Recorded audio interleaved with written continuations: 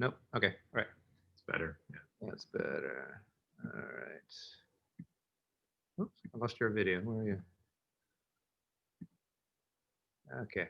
All right. Let's start this again. Hi, my name is Brian, and I'm the owner here at OsteoStrong Torrance. And tonight we have a very special guest, Jeremy Stillman, who works down here in the South Bay in Redondo Beach. He is a fairly well-known hypnotherapist and life coach. I've known Jeremy for about 3 years now or so, and I've really gotten to know him and his wife more recently.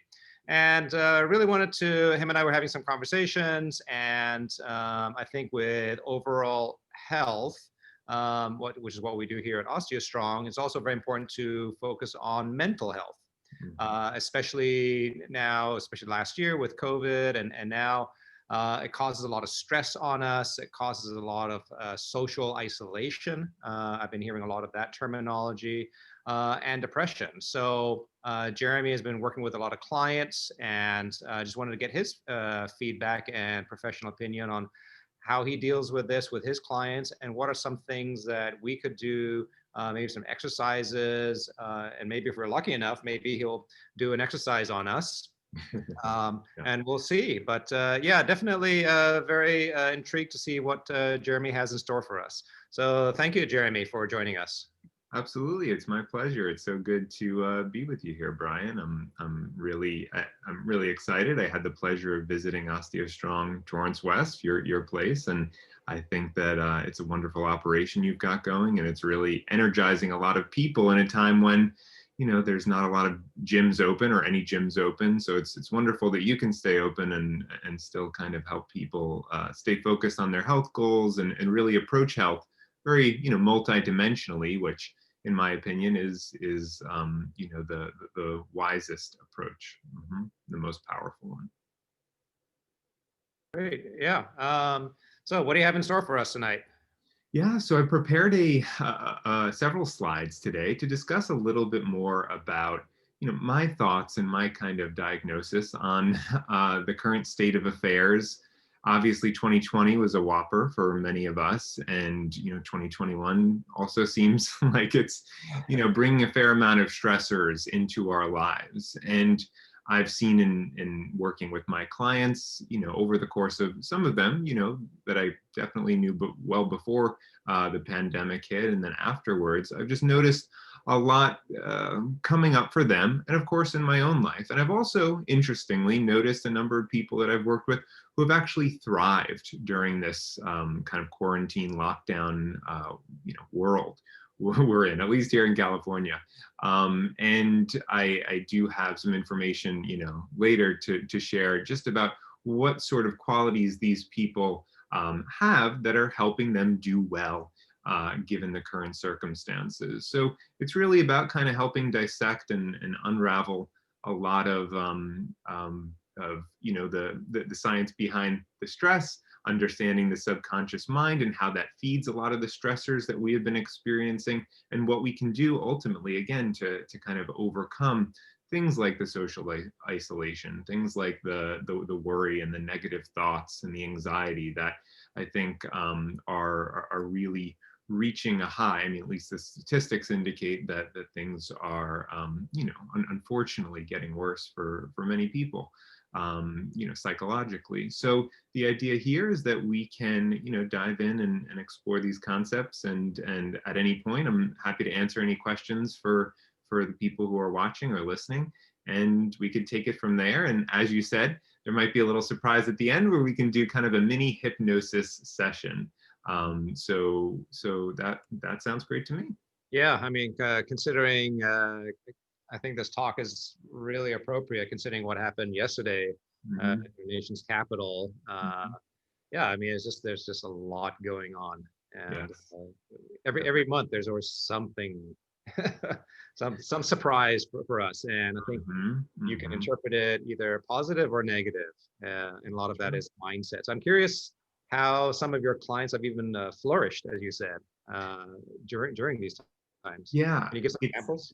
it's a great question, and it's something that I have a few slides dedicated to. So I'm gonna save it for then, as we kind of like build things up to understand what it is that I'm getting at here, because it really is interesting to see how in many different environments that we would off the bat consider to be negative or bad, or we could have a pessimistic attitude towards, they're actually conditions in which some personalities and some people who are very adaptable can thrive and do even better than in other circumstances. So there's a lot to explore here, and I'm ready to get started whenever you are. Okay, great. Yeah, go ahead and share your screen if you have some slides to send. Perfect. Yeah. Great. Okay. Okay. So Yeah. here we are. Okay. So I titled this one, Staying Well in Challenging Times, a Subconscious Approach.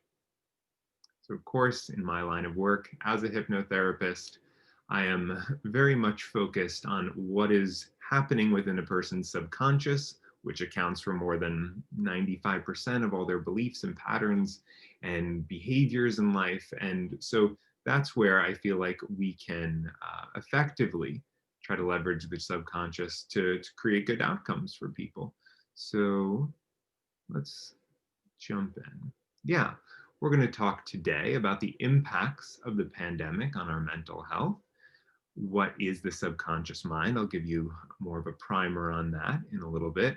And then just understanding what the power of the subconscious mind is in influencing our health, influencing especially the S word, stress, as we've been talking about. And then I'll kind of include some exercises and other guidance and tips for being able to overcome stress, anxiety, find more peace, find more balance in these times that are obviously very uncertain and triggering for for the vast majority of us. And again, interspersed in all of this, we'll do some Q&A. I am totally open to people interjecting at any point if they have, some more things they want to be clarified, if they have any questions, and we can take it from there. Great. Okay. All right.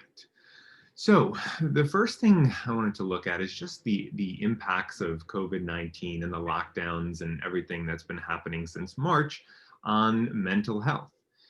It's interesting, we do have a lot of statistics on it, but I think that in the years to come, we're going to understand a lot more deeply the full extent of what these very different measures that have been put in place are having on our psychology and well-being. And just on the face of it, we know 53% of adults have reported significant increase in worry and stress regarding coronavirus. And and you say, well, what about the other 47? I have to imagine that number is creeped up since they took this in the summer of last year. I believe these statistics are from August, most of them.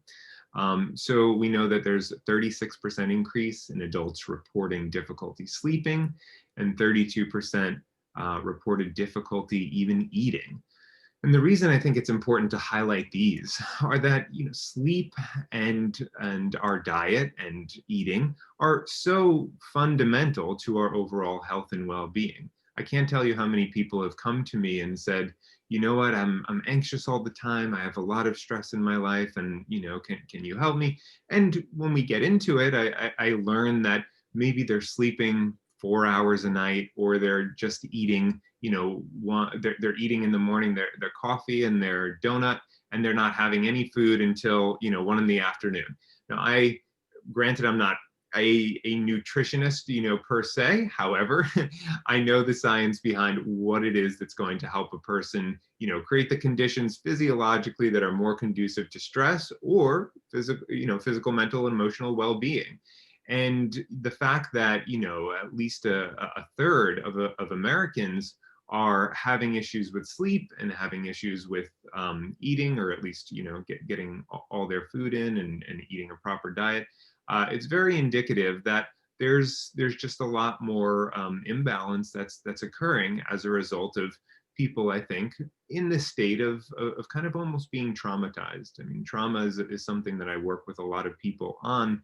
And when we're in a trauma, it's often difficult to know we're in a trauma. And I feel like for much of 2020, we've been kind of holding on, white knuckling life in the hopes that things would let up, and then we would get around to regulating our diet or regulating our sleep or finding our emotions, in a better place. But the unfortunate reality is, at least again for those of us in California, especially now, things have continued to remain locked down.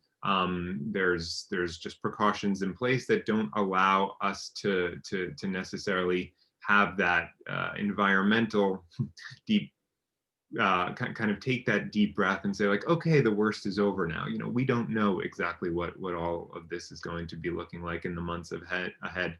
So when we look at these markers like sleep and diet and eating, it is significant. Obviously, there have been a tremendous amount of jobs lost and people unemployed or underemployed. And we know that all of that is also linked to anxiety, depression, distress, low self-esteem, and also higher rates of substance abuse, and even suicide or suicidal ideation. The numbers are kind of intimidating when we look at how many people are having those negative thoughts come forward. And so, now more than ever, I think we do need that multidimensional, holistic approach to health and recognize the importance of our emotional well-being in everything we do. So beyond that, there's also been an uptick in drug overdose rates, 18% in the first few months of the pandemic, which again is not insignificant. So it all, as we'll see in a moment, all of this we can kind of link back to the subconscious and understand that even when people are increasing their rates of substance abuse, they are or taking more drugs, whatever it is, they're doing that in an attempt to try to move away from pain and move towards something that feels good, which is a very kind of visceral subconscious program that we all have running to one degree or another. So we'll elaborate a little bit more on the why behind all of this in a moment, but I just wanted to kind of make clear some of these statistics. So here we are with the idea of social isolation. Social isolation, something obviously with the quarantine, with the lockdowns that have been happening, is something that we've become used to. There are just limitations on who we could spend time with and when and where. Obviously, Zoom calls are wonderful, and at the same time, I can't tell you how many people have told me, in my office or virtual office in recent months, about how cut off they have been from normal social engagements with others, and how it has really, taxed their mental and emotional well-being. So we know that social isolation is linked to depression, lower sleep quality, more substance abuse, there it is again, poor cardiovascular function, and it depresses our immune system as well. So, these are not insignificant things. The idea that okay, we're going to just spend some more time kind of battening down the hatches, hunkering down until this thing is over, and that'll be okay. I think for many people, it represents a huge departure from where their life was at before, when they were in a healthy way engaging socially. And we are, as humans, a social species. And one kind of analogy I like to use is, if you see a herd of deer, or a pack of deer, whatever they're called, out there in the out there, and you see maybe one of the deer go off on their own, you wouldn't say about that deer, oh, you know what, look at him, he's very brave to do his own thing away from the pack. No, they're a social species, they need each other, and we as humans are just the same. We really do need to have that social connection. And there are many studies and a lot of research which has shown the impact of social connection on our emotional well-being. Again, we're kind of highlighting the negative side here, but there's a lot to be said about this. Hey, Jeremy, Yeah. last year, what I guess there's probably a shift in the kind of concerns or problems that your clients have been seeing you What have you seen mostly? Is it really around this, around maybe more depression? Yes, yes. To be honest, I would say feelings of depression as well as feelings of anxiety are coming to the fore as much as ever.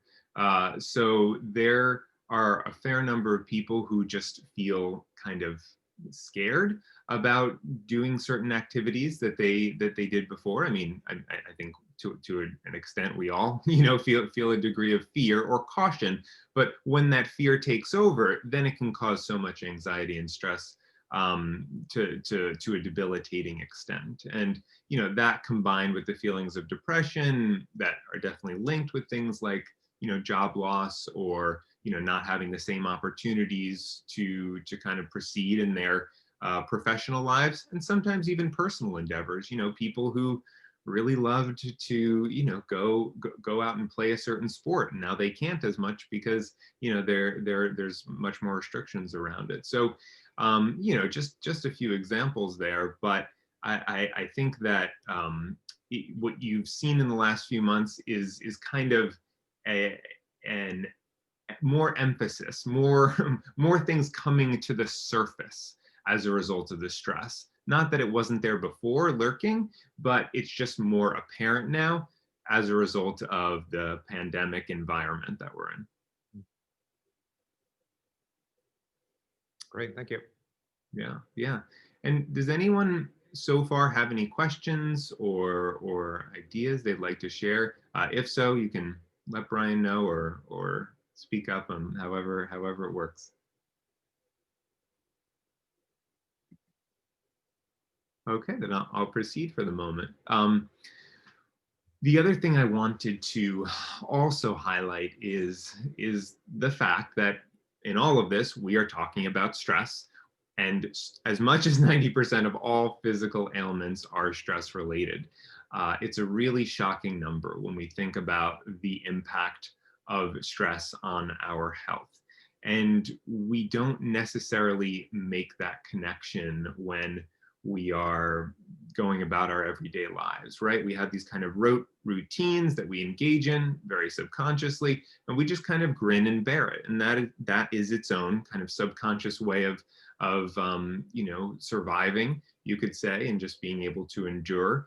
But when we see, even at a biochemical level, when we're constantly in a state of stress, things like cortisol, things like adrenaline are just coursing through our veins so often that it promotes inflammation. And what do we know about inflammation? That underlies a great many illnesses. I mean, many, if not all of the major chronic degenerative illnesses have inflammation as are linked back to inflammation and chronic inflammation. So the idea about being able to alleviate stress, to promote more balance and well-being and relaxation, I think we're veering into the territory now more than ever where it is almost a necessity as opposed to the luxury.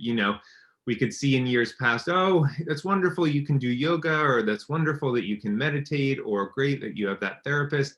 But now I feel, again, what's coming forward is more of an awareness that there really is a need for us to be able to address our emotional well-being and our mental health in a more intensive way than before. So to overcome the stress and to kind of understand and parse this out a little bit more, we need to look at the subconscious mind. And so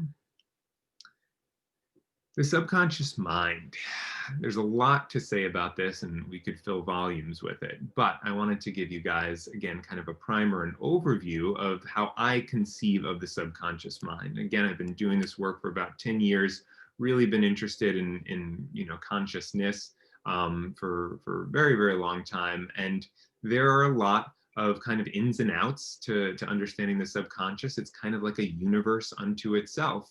So I explore more and understand more when I'm working with my clients on all of this stuff. And it very much is a passion of mine and just really an interesting subject because it's what makes us tick in large part. So The metaphor I like to apply is that the subconscious is kind of like a supercomputer. It's always calculating, it's always tabulating and kind of taking our experiences in the past and filing them away at some level and projecting into the future, so that in the future, what it thinks is going to happen, we can prepare for in one way or another. And so you could say that it is kind of the time traveling part of our mind that likes to go into the past and especially look for things that were bad or made us feel bad in some way, and then it looks at experiences in the future that we think might be similar to what we experienced in the past, and it kind of overlays those imprints and causes us to often bring up more fear or stress or pain in an attempt to try to actually warn us that something bad is going to happen. So I'll get a little bit more into that in a moment. But the thing to understand about the subconscious is 95% or more, some estimates are that 99.9% of all of our awareness, beliefs, patterns, behaviors, routines in life are fueled by the subconscious mind. So it's very, very dominant. It is not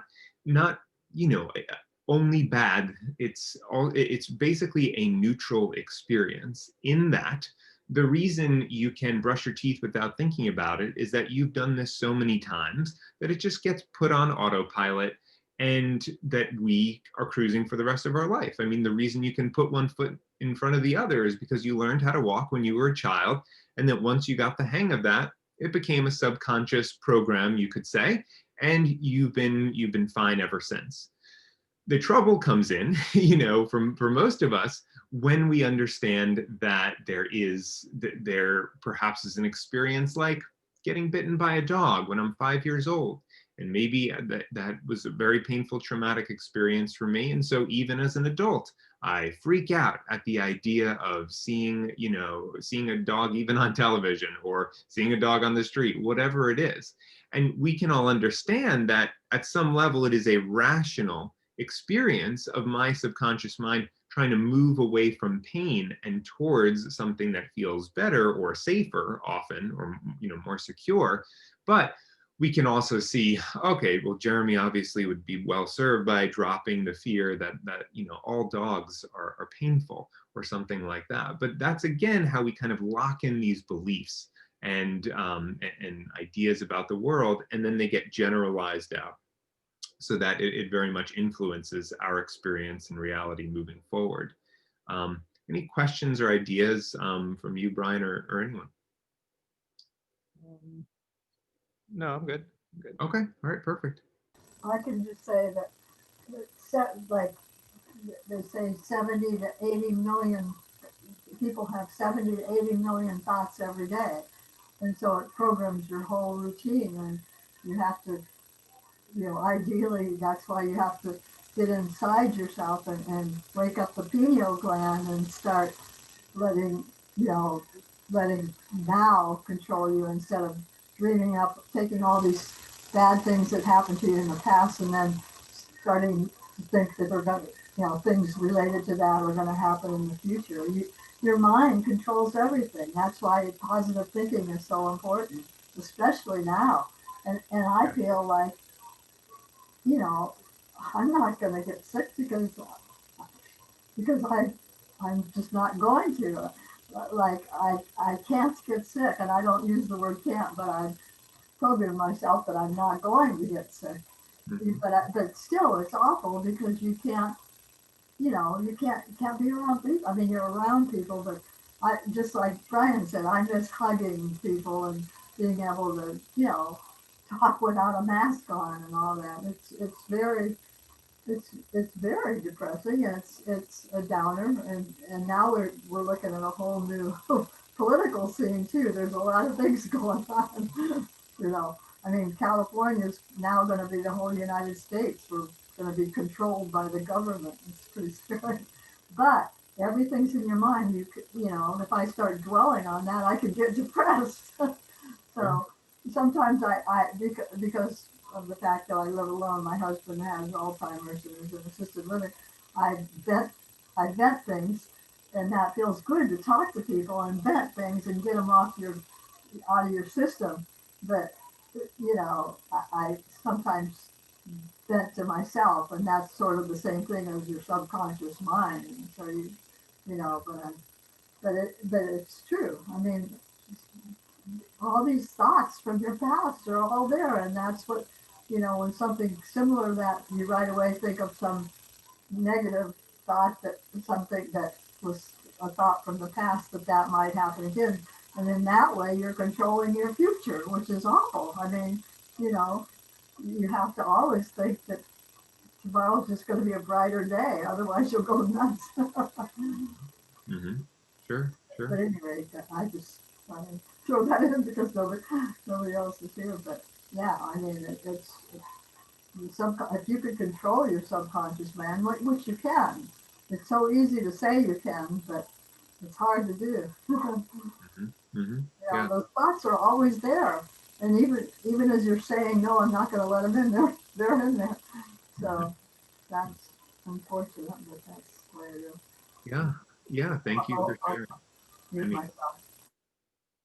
certainly. Thank you. Thank you for that share. Yeah, it is incredible to think the degree to which, those thoughts are creeping in at every moment of the day. And it's not, I don't want to inspire fear with this, but it's been said that there's no greater hypnotist than the voice in your head. And I truly do agree with that sentiment, in that we are the ones that, again, can suffer different circumstances, but it's the degree to which we kind of buy into and identify with those many thoughts that are coursing through our mind, each hour, that often can decide, our fate, so to speak. The how resilient we are in the face of adversity, and how much we move forward in life with our goals that are in our heart of hearts. So there's definitely, a lot of, philosophical discussion about, like, the positivity and the thoughts of, and being able to kind of release those old subconscious thoughts that we're holding on to through consciousness. And I'm going to get into that a bit more today, but it's a very, it's a bunch of very, good thoughts. So I appreciate you sharing them.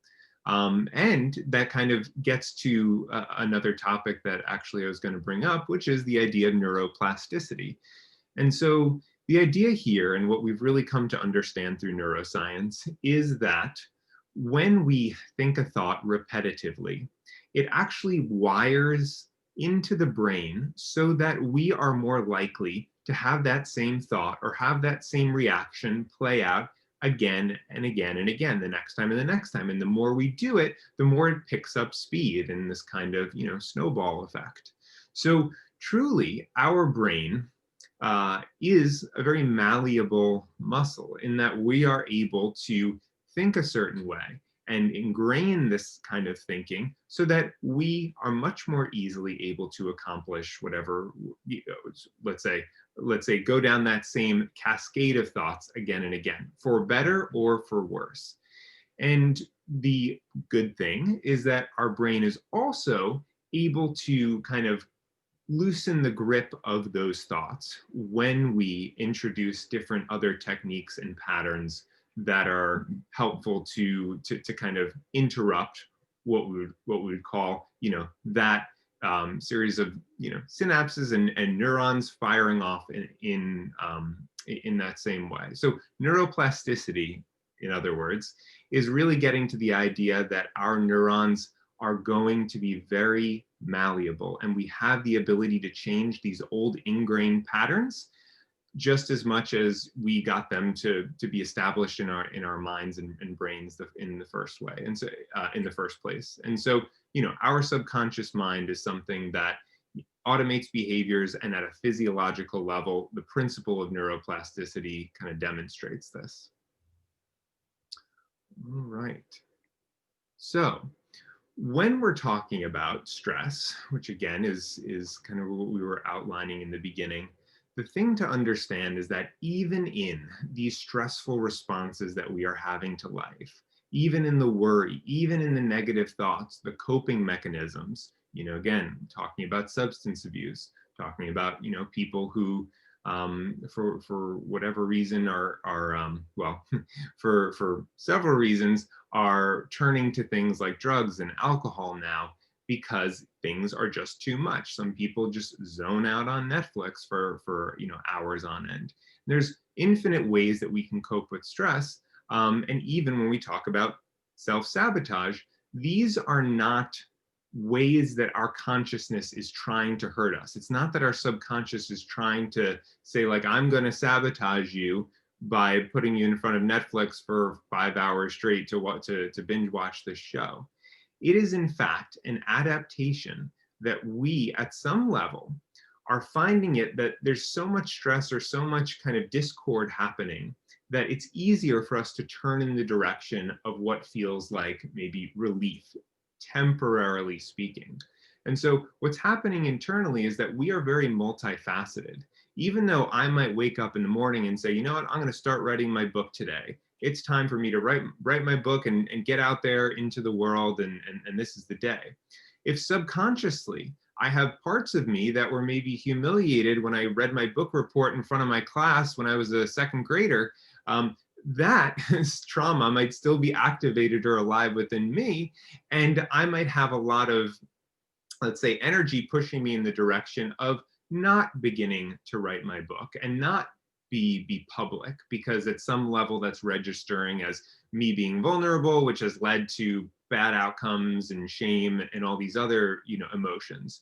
And subconsciously that equation is being made, but consciously I'm not aware of any of it. I just know, like, gets to be the end of the day, and you know what, I didn't start writing my book. All right, I guess I'll try tomorrow. And then 5 years go by and nothing happens. So the thing to understand is that we are very multifaceted, and the subconscious works in a way where we are very much kind of a universe of mental energy in there, and it can be very helpful to understand it through this lens.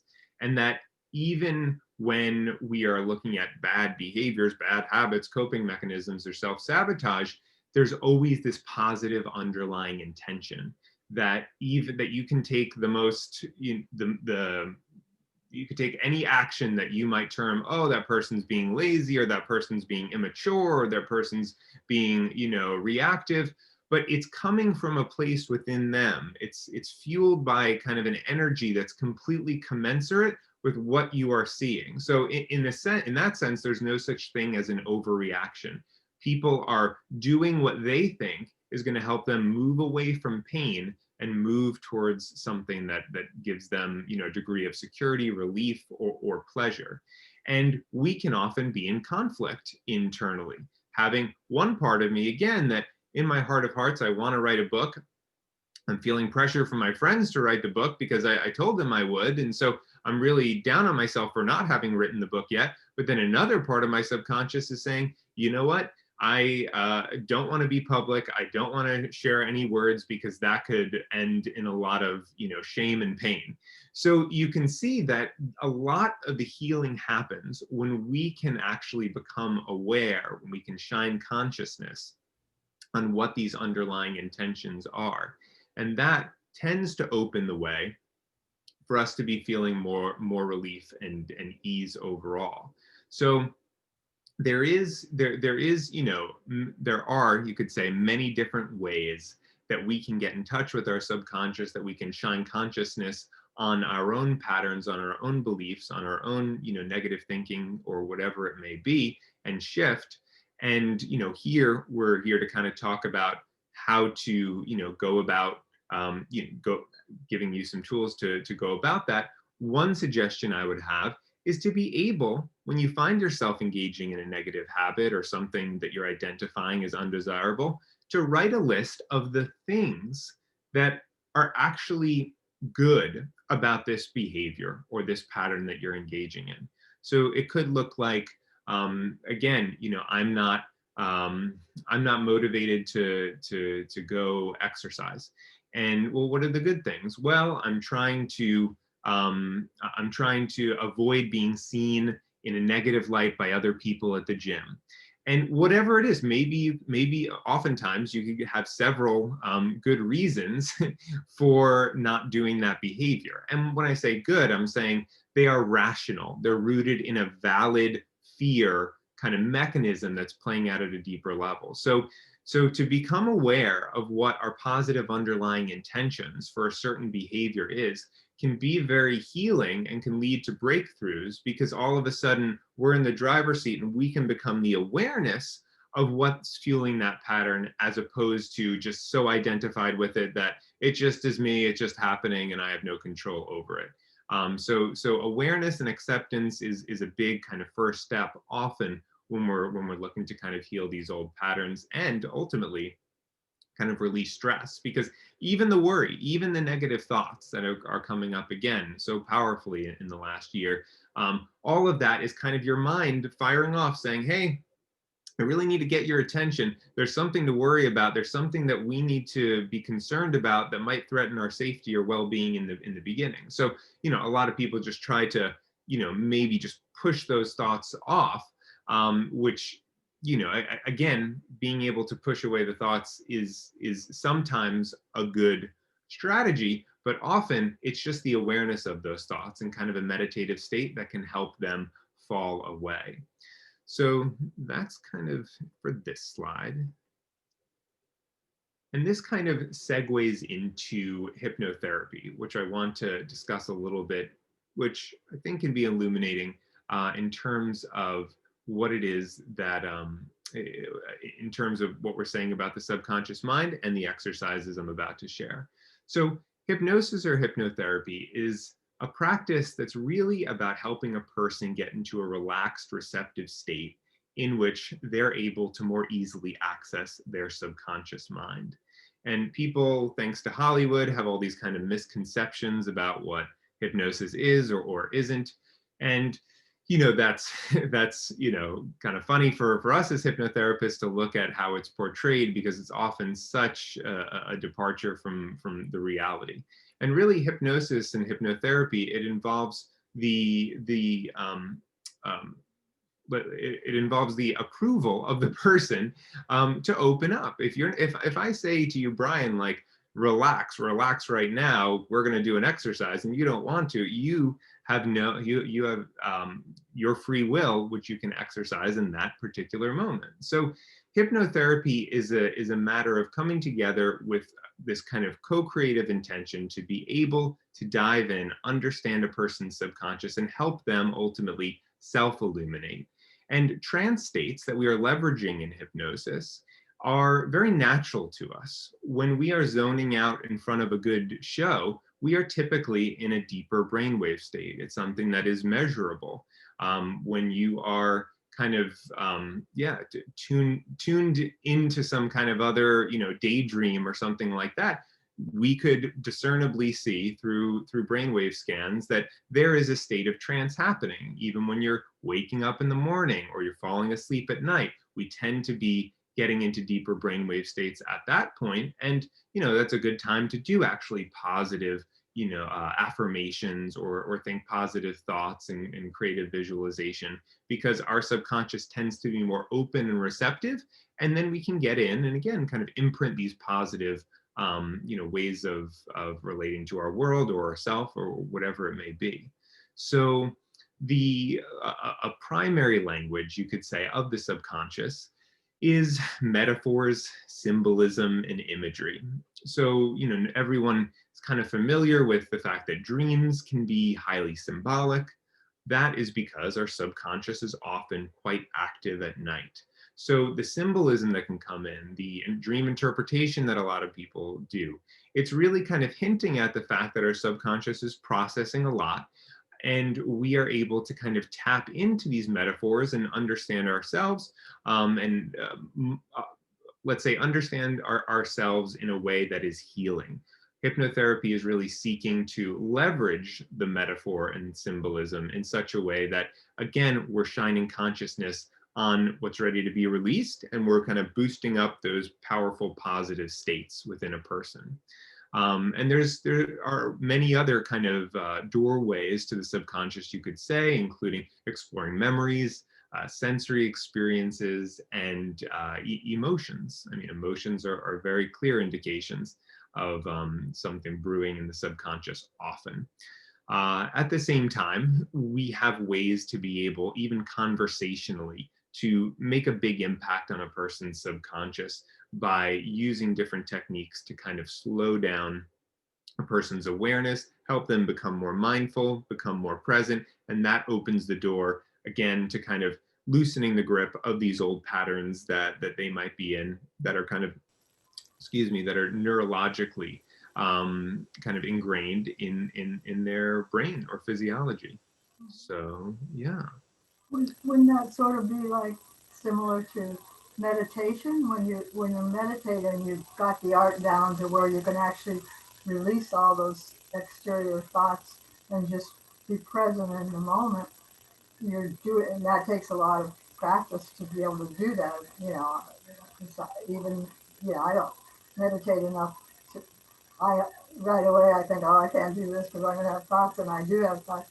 But hypnosis would be sort of like the same idea, except that it's external. You're actually hypnotizing somebody, and so it'd be easier than meditation. It would be, you'd be doing it instead of doing it yourself by meditating. Mm-hmm, mm-hmm. It would be the same thing. Yes, it's a good distinction to make, and a very important point actually, because people often come to me and maybe they haven't experienced hypnotherapy, but they've had a lot of meditation experience. And in terms of our brainwave states, again, there's not a big difference, between meditation and hypnotherapy, but in terms of the actual practice and what a person is kind of, how they're putting their focus on themselves through the process can vary a great deal. And you could say that hypnosis or hypnotherapy is kind of meditation with an agenda. It's where we're going to get a bit more dynamic and try to leverage these different kind of points of focus and awareness and our physiology in certain ways that's going to help us communicate with the subconscious, instead of just kind of being in this open state, which does, like the open state of meditation, which does certainly inspire consciousness and is a wonderful, healthy, I think, vital tool, especially for these times. But yes. Mm-hmm. Mm-hmm. Mm-hmm. So don't you find people that, because I used to always say that nobody could ever hypnotize me. But I mean, it's there again, it's the mind. And so if somebody is saying, no, you can't do it, you can't hypnotize me. Have you ever found somebody that you couldn't hypnotize because of their attitude saying that you couldn't, or not believing that you could be hypnotized?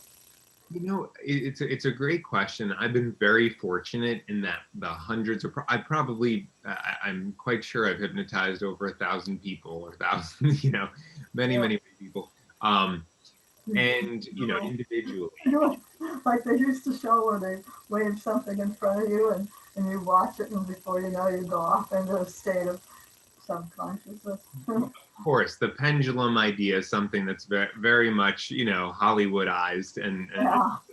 old, antiquated way of portraying it. And again, if a person, I found that if a person is open to the experience, that they are able to achieve the depth necessary to be able to work effectively.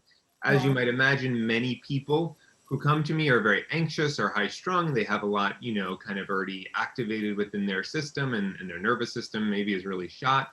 I don't need to necessarily bring them into this super deep state up front to be able to use principles of hypnotherapy to try to unravel the stress and support them ultimately to kind of release what it is they're holding on to. So there's lots of different kind of angles you can approach it at, but I've been fortunate in that the people who've come to me, they're open to the experience, they're open to the process. Yeah. But it's when it sort of gives you the same, or maybe a better outcome. I mean, where you'd actually clear the mind of all these thoughts, and then you'd be able to be more in the now as opposed to the past or the future. Absolutely. And that's the meditation in that sense, or is it way better? I would consider it more targeted than meditation. I would consider it something where we're going in and really zooming in on a certain construct at a Yeah. subconscious level that we can release, we can kind of transform or transmute, so to speak, so that a person is just feeling more free and clear. Whereas meditation, again, I think is an overall something that, lifts us and lifts our consciousness so that we are feeling, generally, more well. And Generally, yeah. of course, I think that it can be quite healing for many different reasons. But the people who come to me who are seasoned meditators often say, I meditate all the time, and there's this one issue that I have with this fear of that, or anxiety about this relationship issue, or something's happening with my confidence. And so that's when we can really kind of zero in on what it is that's happening and target it. Mm-hmm. So that's when somebody has something in their subconscious that was a bad thing that happened to them as a child, but they can't remember it, but you bring it out somehow. It's not always that kind of formulaic of like one trauma in childhood, and then we like revisit that memory, and then it's all gone.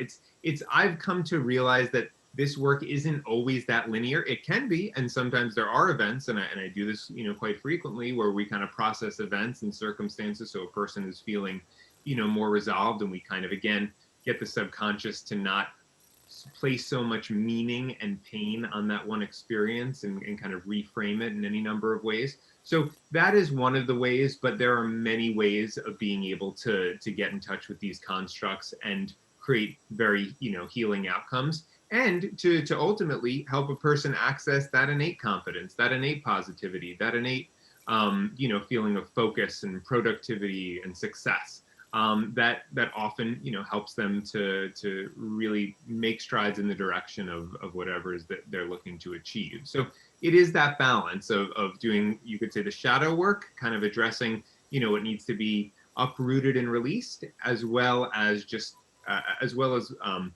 focusing on the positive feeling states, helping to bring them forward and get a person in that state of, calm, confidence, and well-being. Yeah, yeah. 'Cause I belong to Body and Brain, and actually I'm signed up for a class starting next weekend called Finding True Self. And basically, what what that experience is, you get all the energy going and everything, and you're able to release those thoughts, and your third eye, your pineal gland, the spiritual takes over, and then you have that original spiritual feeling that that you're born with, and all the thoughts and everything are gone, and then you're able to clearly see, make decisions, and clearly see everything, and that feeling of love in your heart, and you're happy with you're happier you have a happier life because all those bad thoughts are gone, and you're sort of like creating your you're beginning again, a new personality, not really personality, but a new sort of life. Even that Joe Dispenza, I listen to him a lot, and he talks about how the nitric acid in your heart, it just almost swells, and you just love it. You want to love everyone and just do good everywhere, which sounds so wonderful. Sure.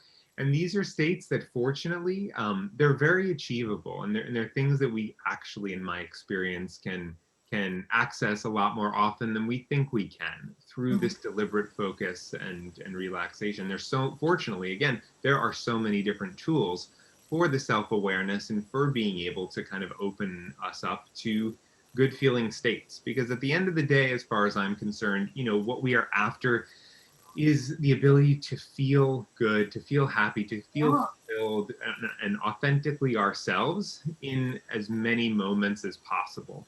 And yeah, and that's what I kind of see my goal as, like a supporter of people to feel themselves and act on who they are in the most congruent way, in alignment with their consciousness, as much as possible. So there's a lot of cool, methods. Mm-hmm.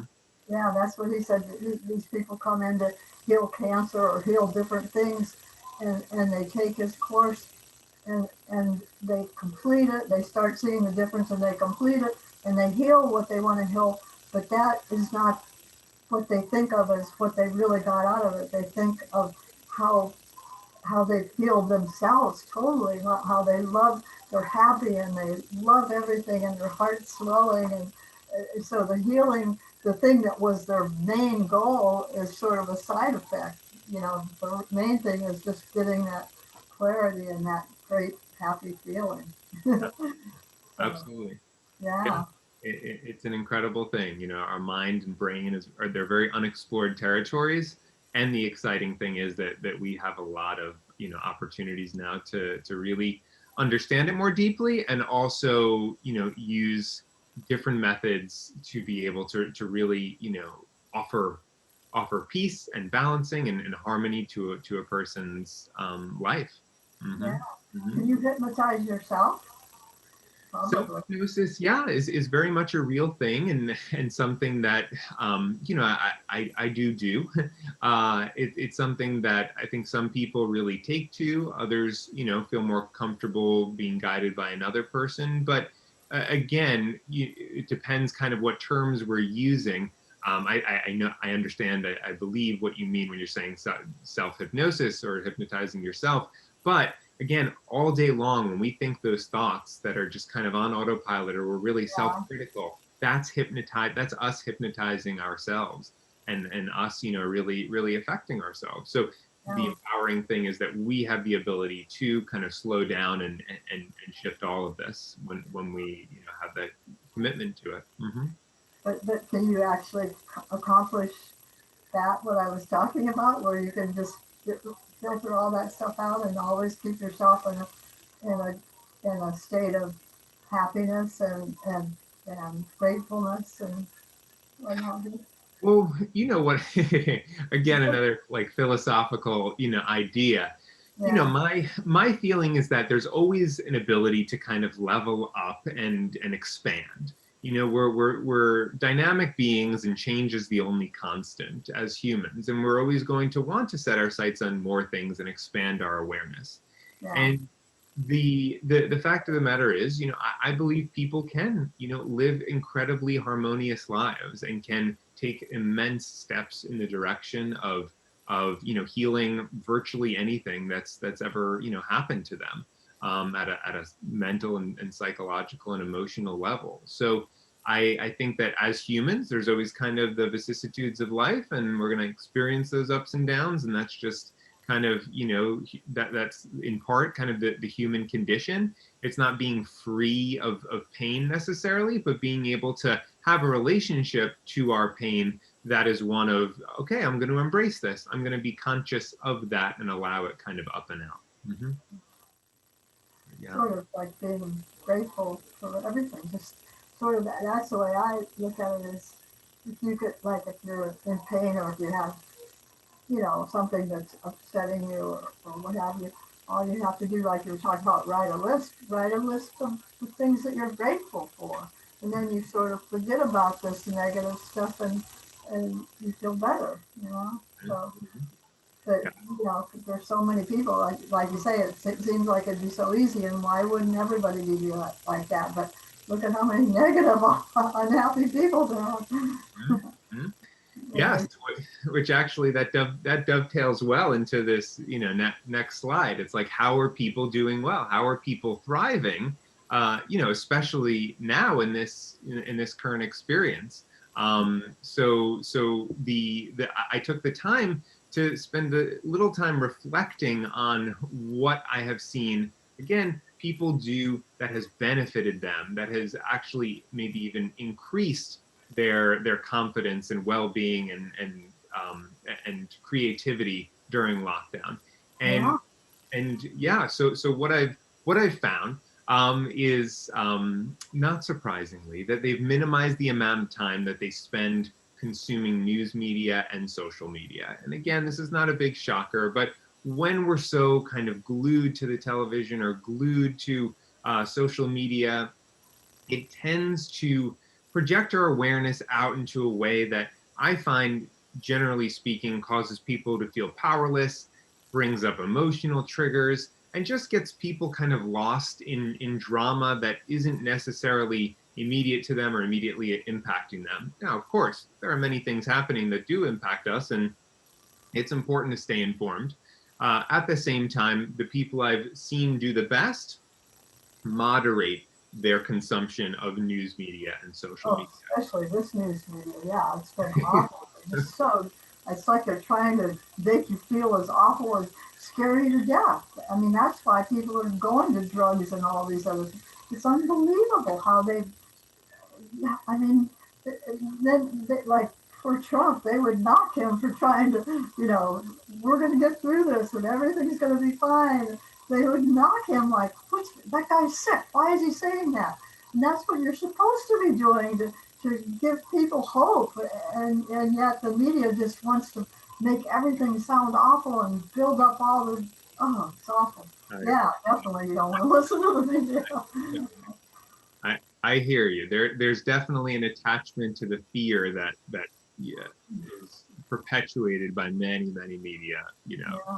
And so beyond that, these people, the people who have thrived during lockdown, they've also been able to consistently maintain structure and organization in their daily routines, despite it being easy to kind of lose that sense. And so, another point, and this is just, these are things that I know people often know, and it could be in their awareness, but it never hurts to be able to go back to basics. And these are things that are, again, going to subconsciously influence us. When we are more in that mode of being organized, being deliberate about our actions, about our thoughts, about where our energy and focus is going, it's going to help us kind of harness more of that energy and feel better and have the resources to do well with whatever it is we're aiming to do in life. So in addition, I have that these folks have consistently devoted time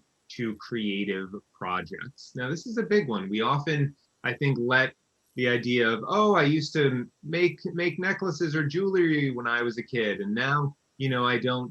Now that's something that, since I have kids or since I have, all this work stuff going on, I don't really have time for. But the people who actually go back to those things that when they were a child, made them light up or help them, give them a creative outlet, they have often done extremely well. And I've seen people build businesses on these things. Okay, I have some extra time here during quarantine. Let me, get creative, get sketch pad out or doing painting or whatever it may be. So there's lots of different things that I've noticed, lots of different benefits I've noticed among people who are devoting time to creative projects. That was exactly what I did when they first locked us down. They said that you can't go to the gym, it was closed and everything.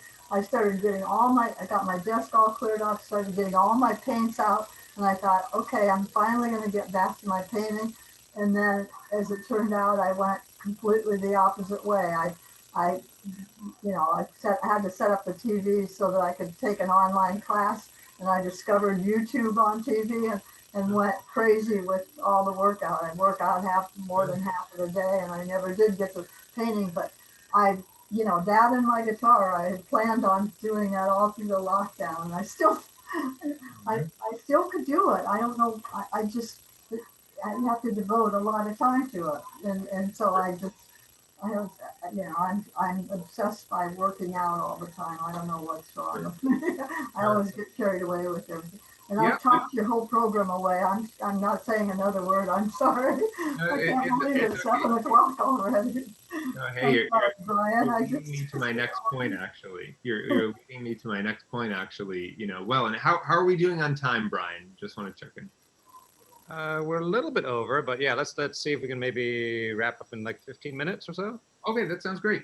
Okay. All right. So again, people being able to prioritize their physical health through diet and exercise. No great shocker there. That is an important pillar of health that people I've seen do very well when they've maintained those healthy habits, as well as remaining socially connected to family, to friends. It's sometimes there are limitations. Fortunately, we have things like Zoom, where we are able to connect, but being, again, a social species, as I alluded to earlier, it is so critical that we have that time to be able to connect with others. And yeah, that's a biggie. In addition, an interesting thing that I've noticed is that a lot of people that I've worked with, they tend to be, well, there kind of is no mold, but some people, you could say, they are very much kind of pulled in the direction of other people's issues and other people's dramas, and very much into the external world and what's expected of them. And they kind of have a little bit of that people pleaser syndrome. And so with these people that I've noticed, they've kind of embraced the benefits of going within during this time. So whereas before they were, doing things that perhaps were more out of obligation, this gave them the opportunity to kind of slow down, refocus on what they really need and want, what really helps them fill their cup.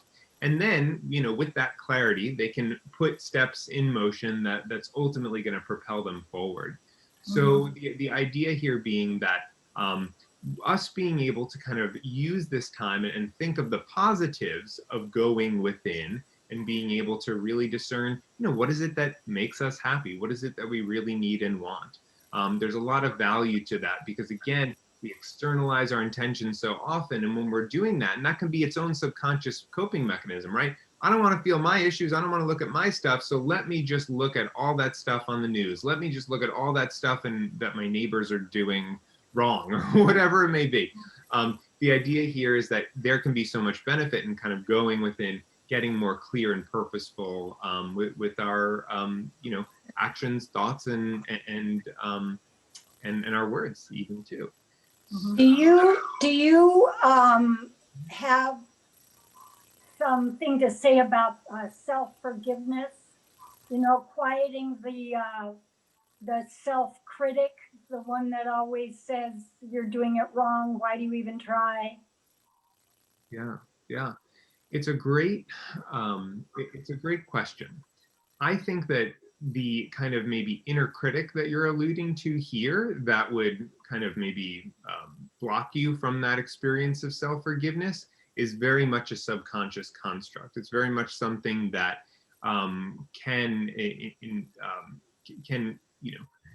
be the result of years or many experiences in which it was kind of safer for us to sell out on ourselves or not trust ourselves or kind of give our power or sovereignty over to other beings or people or institutions, whatever it may be.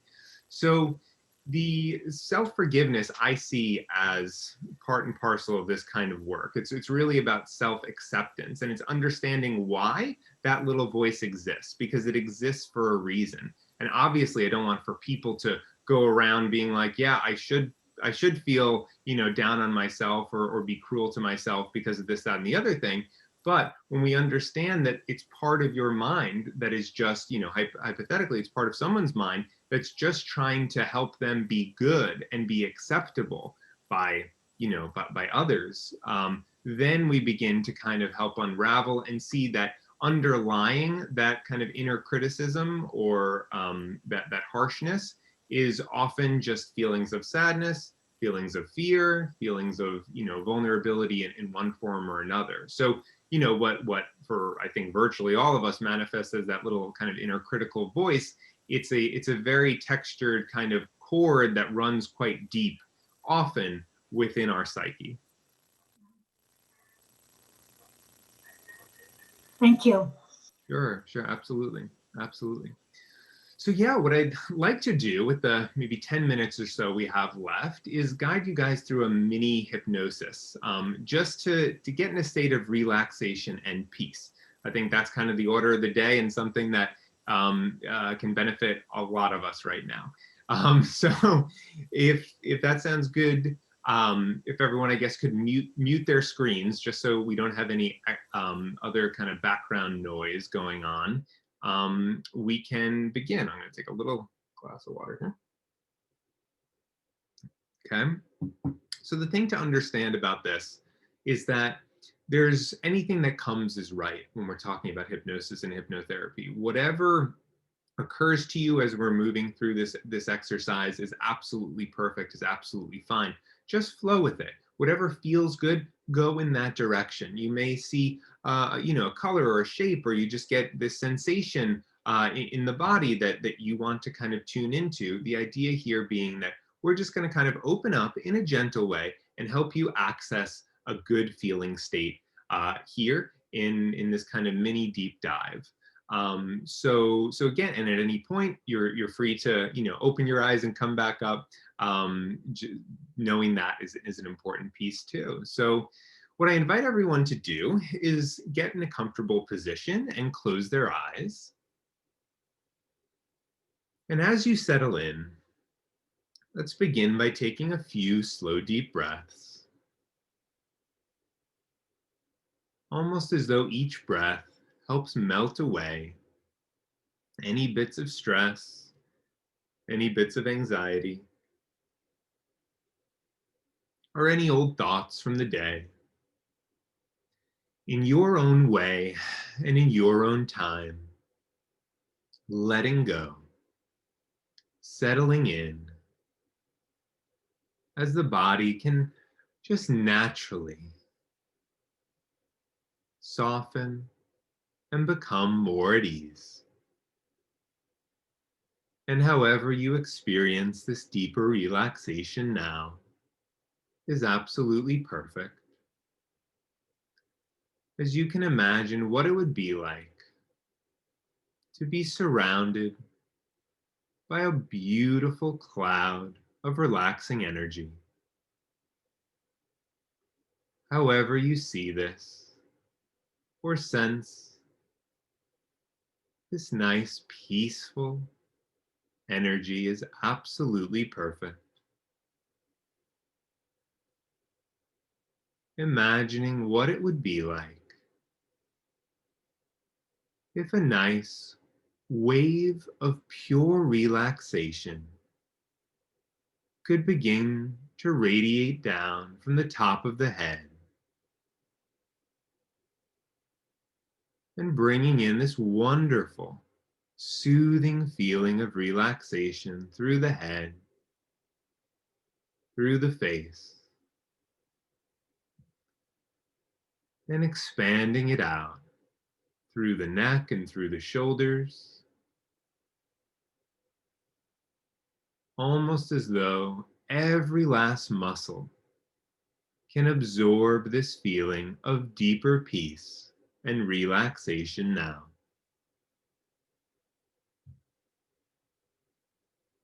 And as you notice the ways that you can feel this calm on the inside, expanding out even more,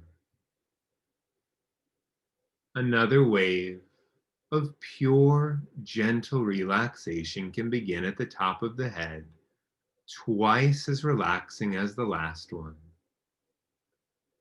and doubling the relaxation, bringing this feeling all the way over the head,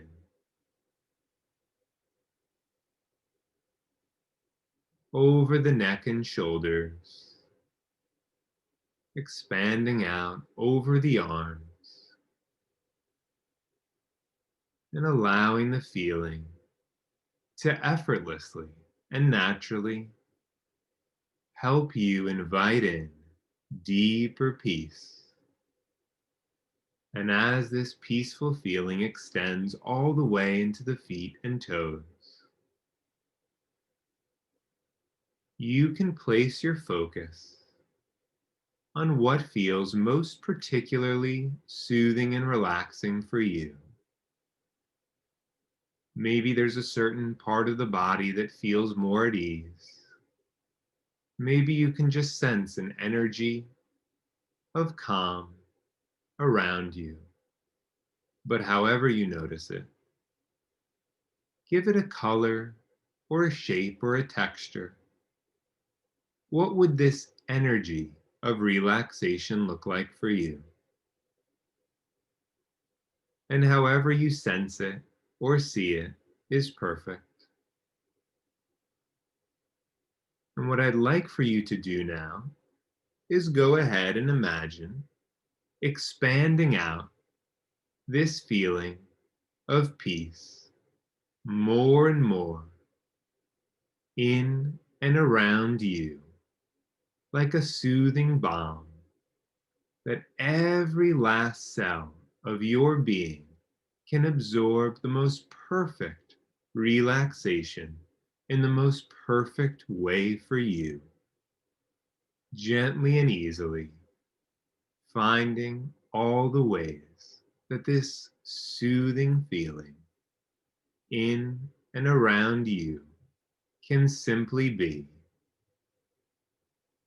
and taking a few moments to enjoy this wonderfully relaxing energy now.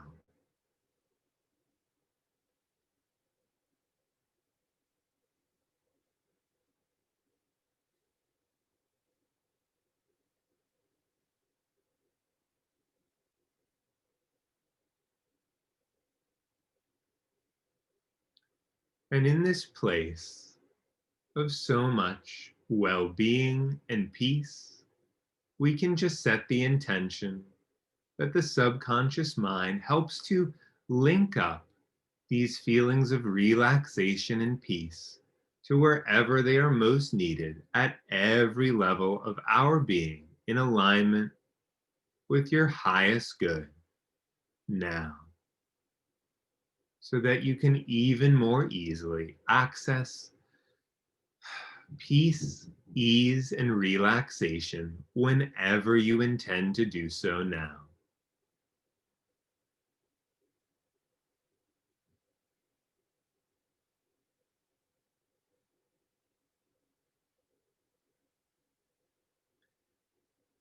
And now I'd like for you to gently allow your attention to move back to your body. Notice where you are seated or lying down. Notice the points of contact between you and these physical objects. And with a nice sense of refreshment flowing over you now, in an energizing way, you can gently and easily begin to move your fingers, move your toes, and feel a nice lightness come over you now. And as this lightness and refreshment is here, you can allow yourself to move gently, coming up. When you're ready, opening your eyes, feeling refreshed, present, and wonderful.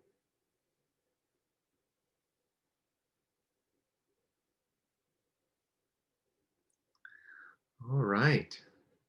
We could take a few seconds to come back online. And hope everyone had a positive experience with that. I'm was really thrilled to share that mini hypnosis with you guys. Thank you so much. You're so welcome. Wonderful talk. Good. You're very, very welcome. I'm just wondering, my heart started beating. It seemed like I could hear my heart, feel it. I could feel the pulse, everything. Is that normal? It's not uncommon for people when they're in that state to just bring more awareness to kind of these kind of physical things like the heart beating. It's actually quite common. Yeah, because it's not that normal that we're going so deep inward. And so some things like our heartbeat, all of a sudden we're conscious of it. And it can be, it's very much par for the course. But yeah. Oh, that was good. Mhm. When Yeah. we do that spiritually, usually I just see bright lights and stuff coming out of here, but and I could feel my pulse here, and I could feel my heart like, woo, woo. I'm going, oh my gosh. Mhm. Mhm. How Yeah, about it's you, Brian? What did terrific. you feel? Uh-huh. Mm-hmm. Brian, did, what did you feel? For me, definitely sense of just that relaxation. But yeah, as what Jeremy's saying, you get more in touch with your body because you're quieting down your mind, Mm-hmm. right? A lot of this negative thoughts or just disturbance. Someone once told me around meditation, meditation is actually more, it's like a secret weapon, because it really, just like light and lasers, when your mind is dispersed with all these negative thoughts or just thoughts in general, it's just going all over the place, right? And that's just a light. But if you can concentrate it like a laser, it becomes more powerful. And that's what meditation does. It quietens and calms everything down so that then you can then focus and do these things that you need to do, not be distracted by these noises or noises over here. And I like what Sigrun, what you said earlier. I've been to many seminars and where they've asked about, where people like, how many of you have talked negatively about yourself, about projects and stuff? And at least 80% of the hands show up. So it's normal. Everybody does. 80, 90% of the people, we all talk about negative things. I'm not good enough. I'm not this. I'm not that. This thing is not good enough. That's normal. And if we accept that, then it's not a bad thing, right? It's just normal behavior that we want to do more. We want to do better things, but ultimately it boils down to we want to feel good, and feeling good is about feeling love and expressing love. So like Mona was talking about Joe Dispenza. At the very end, it's about being in a state where you're just emoting love, right? Pure love and joy. And there are people that just they walk around and it's just like they're just like full of joy all the time. Yeah, I know, and they make other people feel good. Happy. No, that's why a smile is the most important thing you can do. It makes your mind think you're happy. It makes you feel good. It makes everybody around you, and it makes you look younger on top of everything else. You see with a frown, they look so old, and then they smile, and you go, "Oh my gosh, that's a different person." It's like making the world happier. Well, wonderful. Jeremy, anything else before we wrap up? I think that wraps it up for me. It was a pleasure to be with you guys here today, and I look forward to seeing you in OsteoStrong sometime soon. How do people find out more about you? Where can they find you? Yeah, I have my website, of course, which is just my name, jeremystillman.com. And I'm on social media. I'm on Instagram at Jeremy Stillman. I'm on Facebook, Jeremy Stillman Hypnosis and Life Coaching. So those would be probably the main ways to get in touch. And I have a newsletter also on my website. And if you sign up, you get a free 10-minute hypnosis track that is for goal achievement. So that's a fun thing I like to throw in there. Why don't you say the one thing, your big project this year that you just launched? Right, that's true. I just launched a podcast, so there's going to be a lot more coming out. But the name of the podcast, you can look under my name, Jeremy Stillman, or The Daily Now is the name. So it's in 15 minutes or less, giving people kind of a micro meditation and about all manner of different things related to consciousness, health, well-being, and the mind and the subconscious and our emotions and healing. So it's going to be a lot of fun. Just 15 minutes, a digestible bit of meditation. I'm planning on doing them a couple times a week, and I'm really looking forward to it. So people can check that out as well. Will that be on YouTube? I may put it on YouTube. I may kind of take the episodes and put it on YouTube. So I'll put it on YouTube. Yeah. Okay. All right. Fair enough. But yeah. So that's my most recent project. Yeah. Well, thank you so much, Jeremy. This was wonderful. I know this is being recorded, so I can share this later on. I'll send this out tomorrow to my clients. But thank you very much for your wisdom there. And that's it. And hopefully, thank you for making us all happy and smiling. You're welcome. My pleasure. Thank you. Thank you. All Okay. right. Good night. Have a good Thanks night. so much.